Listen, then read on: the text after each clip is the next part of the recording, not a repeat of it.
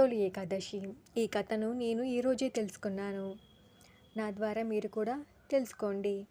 సృష్టి విషయంలో బ్రహ్మదేవుడికి భూలోకంలోని అమ్మలు సహాయం చేస్తారు. అయితే ఒకప్పుడు రాక్షస సంహారం విషయంలో విష్ణువుకు ఒక అమ్మాయి సహాయం చేసిన వైనాన్ని భవిష్యోత్తర పురాణం వివరించింది. ఆ అమ్మాయి పేరే ఏకాదశి. అది కృతయుగం నాటి మాట. తాళాంజగుడి కొడుకు మురాసురుడు చాలా బలవంతుడు. దేవతలతో సహా జీవులందరినీ నిరంతరం వేధించడమే వాడి పని. దిక్కుతోచని పీడితులంతా చేరి విష్ణువుకు మొరపెట్టుకున్నారు. విష్ణువు మురాసురుడితో యుద్ధానికి దిగాడు. ఏళ్ల తరబడి పోరాడిన మహావరబల సంపన్నుడైన మురుణ్ణి ఆయన జయించలేకపోయాడు. అలసటతో సింహవతి అనే గుహలో దాగిన సమయంలో విష్ణువు సంకల్పంలోంచి ఏకాదశి అనే స్త్రీ ఆవిర్భవించింది. పుడుతూనే వీరావేశంతో దానవుడిపై దండెత్తి వాణ్ణి తుదముట్టించింది.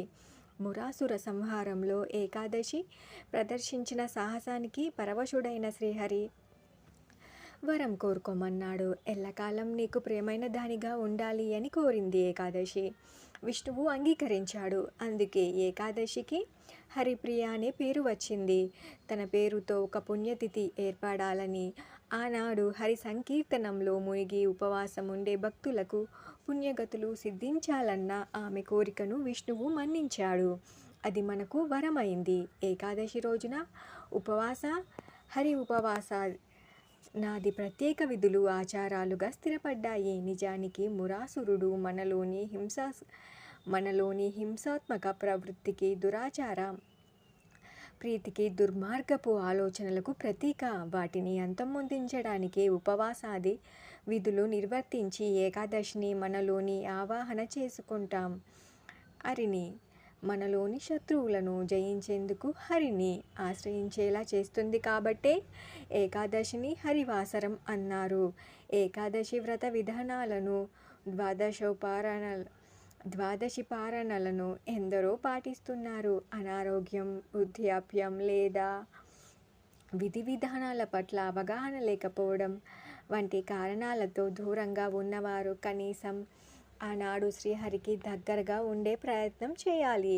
ఏకాదశి పూట ఓ చిన్నారి గుళ్ళో దేవుడి దగ్గర కూర్చొని ఏవేవో మాటలు వల్లవించడం విని, నీకు మంత్రాలొచ్చా అని అడిగాడు పూజారి. దానికి ఆ పాప, నాకు ఆల నుంచి యారాల వల దాకా వచ్చు. ఏకాదశి అంటే 11 కదా, కాబట్టి నాకు వచ్చిన వాటినే 11 సార్లు చెబుతూ నీకిష్టమైన మంత్రాల్లో శ్లోకాల్లో పద్యాలో నువ్వే రాసుకోమని దేవుడికి చెబుతున్నాను. ఆయనకు అన్నీ వచ్చంట. మా తాతయ్య చెప్పారు అంది. ఉపవాసం అనే మాటకు అది అర్థం. దైవానికి సమీపంగా ఉండటమే ఉపవాసం. ఆ పాప చేసిందదే. కాబట్టి ఆ పాప తప్పక హరిప్రియ అవుతుందనేది ఏకాదశి సందేశం. నీటిలో మునిగితే అది స్నానం, నీలో మునిగితే అది ధ్యానం. ఆకలి దప్పులు తోచనంతగా హరినామస్మరణంలో, ధ్యానంలో మునిగిపోవడమే తొలి ఏకాదశి నాటి కర్తవ్యం. అప్పుడది నిజమైన హరివాసరం. ఇదంతా చెప్పింది ఎర్రప్రగడ రామకృష్ణ గారు.